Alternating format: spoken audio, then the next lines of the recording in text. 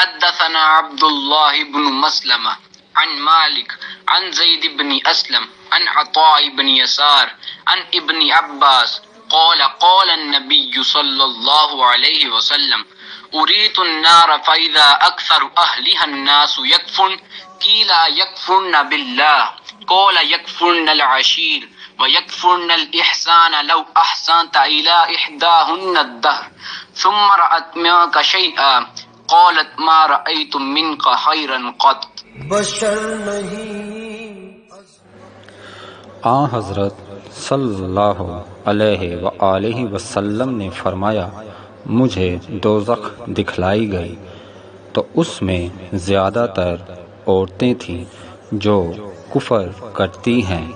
کہا گیا حضور کیا وہ اللہ کے ساتھ کفر کرتی ہیں؟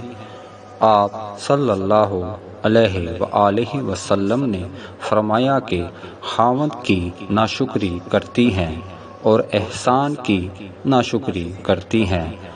اگر تم عمر بھر ان میں سے کسی کے ساتھ احسان کرتے رہو پھر تمہاری طرف سے کبھی کوئی ان کے خیال میں ناگواری کی بات ہو جائے تو فوراً کہہ اٹھے گی کہ میں نے کبھی بھی تجھ سے کوئی بھلائی نہیں دیکھی۔ صحیح بخاری حدیث نمبر 29۔ خط بھی دائرہ بھی وہ خود